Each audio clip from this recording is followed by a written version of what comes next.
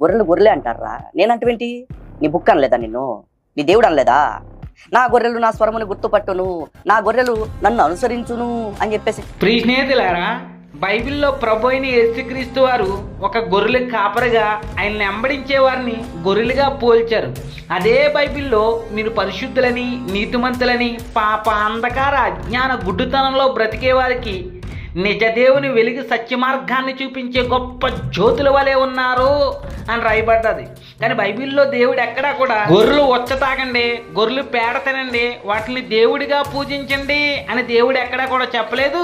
అలాగే ఏ క్రైస్తవుడు కూడా అట్లా వచ్చా పేడ తిని తాగరో, వాటిని దేవుడిగా పూజించరు. ఎందుకనంటే ప్రతి క్రైస్తవుడికి తెలుసు దేవుడు ఓన్లీ గొర్రెలుగా పోల్చాడంతే.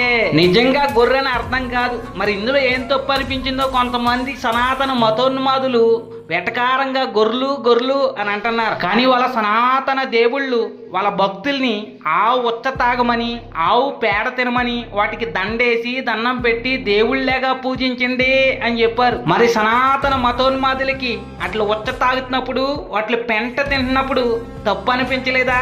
అసహ్యం అనిపించలేదా? సిరాకు పుట్టలేదా? ఇది అజ్ఞానం అని గ్రహించి తెలుసుకోలేకపోయారా? కాబట్టి ప్రియ స్నేహితుడా, ఏది సత్యమో గ్రహించి తెలుసుకో. ఎంతకాలం అజ్ఞానంగా బ్రతుకుతావు? అసలు ఆవు పెంట తినమనేవాళ్ళు, ఆవుని దేవుడిగా పూజించమనేవాళ్ళు దేవుళ్ళు ఎలాగవుతారు? కాబట్టి ప్రియ స్నేహితుడా, కనీస జ్ఞానంతో ఆలోచించు.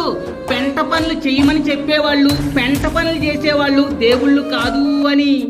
అసత్యాన్ని ఆకాశమంత ఎత్తులో చూపించాలని అడవి గాడిదలు ఓండ్ర పెడుతుంటే క్రైస్తవుడు సత్యాన్ని స్థాపించడానికి గాండ్రిస్తున్నాడు.